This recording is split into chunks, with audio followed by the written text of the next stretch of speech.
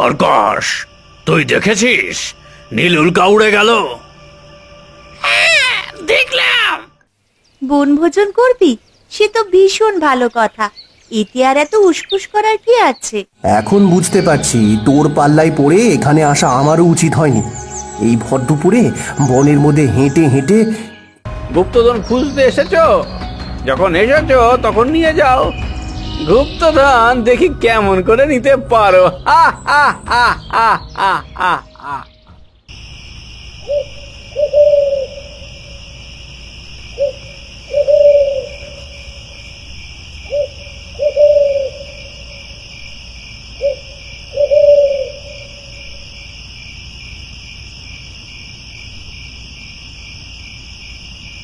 রেনুকে আশ্বাস দিলাম বটে, কিন্তু এখন তো দেখছি আমার নিজেরও চিন্তা হচ্ছে। ওদেরকে ওইভাবে একা যেতে দেওয়া ঠিক হয়নি। যদি সত্যি ওই বনে অলৌকিক কিছু থেকে থাকে, তাহলে ওরা নিজেদেরকে রক্ষা করবে কি করে? কিন্তু এখানে থেকে আমি বা কি করব? আমার নিজেরও জলপুর গ্রামে গেলে ভালো হতো। এই তো পেয়েছি। আচ্ছা, জ্যোৎস্না ফুলের সাহায্যে আমি জলপুর রাজ্যে এখনই পৌঁছাতে পারি না?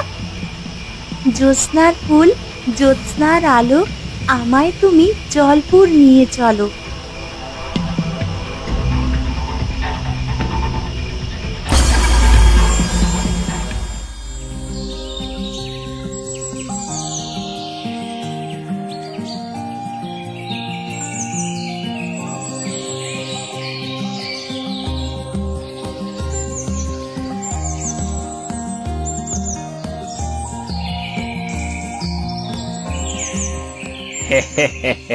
কেমন আছেন বাবুরা?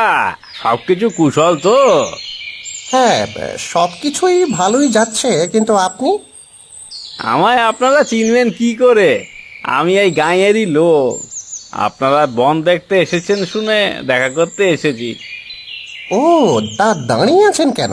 বসুন বসুন। না না, বসার জন্য আমি আসিনি।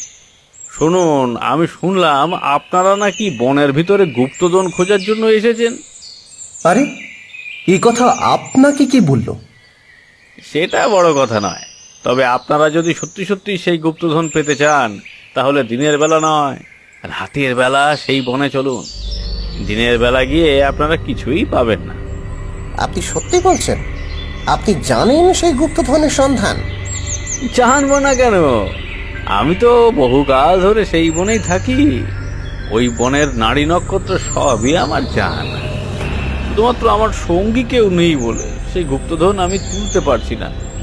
আপনাদেরকে দেখে ভরসা হলো বলে আপনাদেরকে জানাতে এলাম। যদি সত্যি আপনি সেই গুপ্তধনের সন্ধান দিতে পারেন, তাহলে আপনাকেও আমরা গুপ্তধনের ভাগ দেব।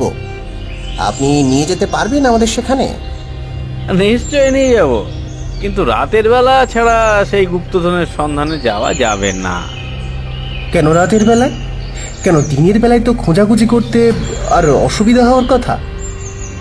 এই গুপ্তধন যেন তেন গুপ্তধন নয় বাবু। অন্ধকারে ছাড়া এর পথের হদিশ পাওয়া যায় না। এখন যদি আপনারা না যেতে চান, তাহলে আমি আপনাদেরকে জোর করব না। ওজনেরই বা সাহস হয় রাতের বেলা যাওয়ার? সাহস হয় না মানে? আমরা যাব, আজ রাতেই যাব। কখন বের হবেন বলুন? আজ রাতেই? হ্যাঁ, আজ রাতেই। এই তো চাই। যদি কোনো অসুবিধা না থাকে, তাহলে সবাই ঘুমিয়ে পড়লে বনের সামনে চুপি চুপি চলে আসুন। আমি সেখানে আপনাদের জন্য অপেক্ষায় থাকবো। কোনো ভয় নেই, কিচ্ছু হবে না। ওই জঙ্গলে সাপ ফাপ কিছু নেই। বেশ, আমরা সবাই ঘুমিয়ে গেলে তখনই বের হব।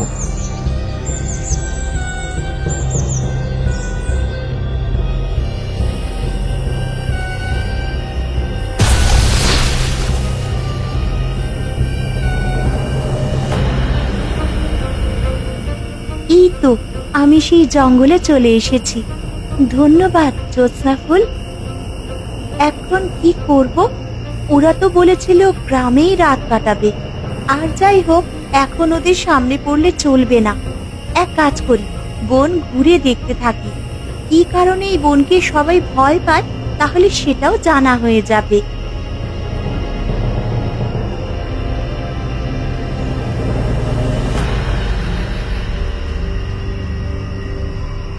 যাই বলিস না কেন, রাতের বেলায় এই বনকে বেশ ভুতুড়ে বলে মনে হয়।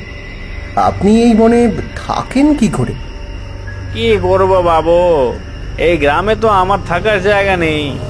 আপনাদের কাছে ভয় লাগতে পারে, কিন্তু আমার এখন অভ্যাস হয়ে গেছে। এই বন ছেড়ে যাবই বা কোথায়? সেই গুপ্তধন আছে কোথায়?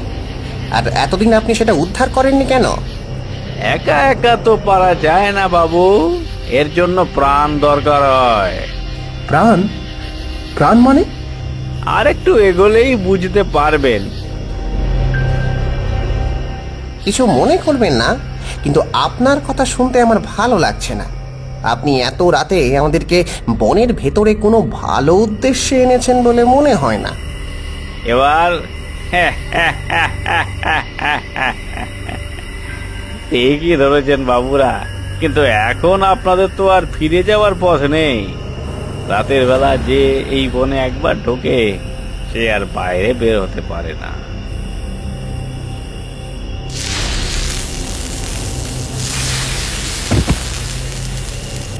কি করছেন আপনি? ছাড়ুন, ছাড়ুন আমাদেরকে, ছাড়ুন।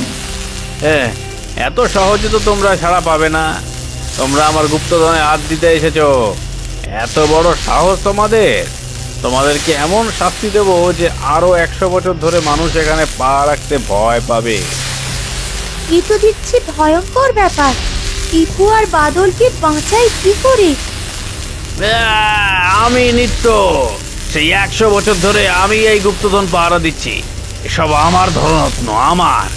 যে যে এই ধনরত্নের জন্য এই বনে ঢুকেছে, সেই আমার চক্রব্যূহের মধ্যে এসে পড়ে মারা গেছে।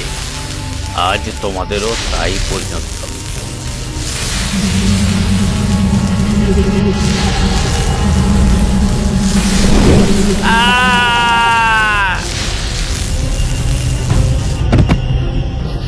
এখানে আর থাকা ঠিক হবে না। শিগগিরই দৌড়া, শিগগিরই। তার বলতে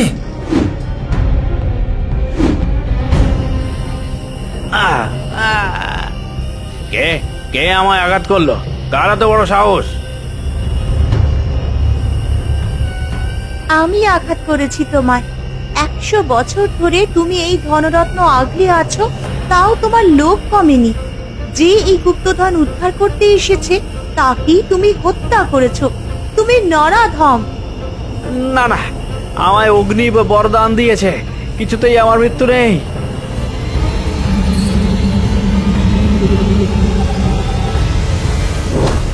না, এ হতে পারে না। না,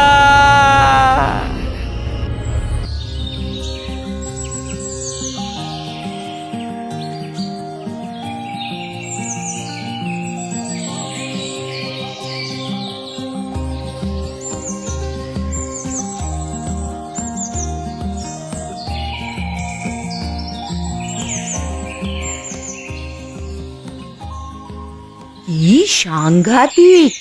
তারপর তোরা পালিয়ে এলি কি করে? জানি না, কোথা থেকে নীল রঙের একটা আলো ছুটে এসে ওই লোকটাকে আঘাত করলো। ওই লোকটা ছিটকে পড়ে গেল মাটিতে। আমরাও ছাড়া পেয়ে গেলাম আর দৌড়ে পালিয়ে এলাম। ভালোই হয়েছে। এইবার যদি তোদের একটু শিক্ষা হয়। একজন এসে বলল গুপ্তধন দেখাতে নিয়ে যাব, আর তোরাও তার পিছু পিছু চলে গেলি। পরে যদি তোদের একটা কিছু হয়ে যেত তখন? ইস, ভেবেছিলাম তোরা বীরের মতন বাড়ি ফিরবি, তা না করে শেষমেশ ভিজে বেড়ালের মতন ফিরলি। কে বলেছে ভিজি বিড়ালের মতো ফিরেছি? হ্যাঁ, এই দেখ।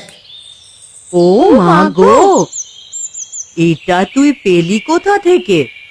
ওই তো, আমরা যখন মাটিতে পড়ে গিয়েছিলাম, তখন মাটিতে এই দুটো পড়েছিল। আমি সঙ্গে সঙ্গে তুলে নিয়েছি। গুপ্তধন নাই পাই, অন্তত এই দুটো পাথর বিক্রি করে আমাদের বীরত্ব উসুল হয়ে যাবে। কি বলিস? হ্যাঁ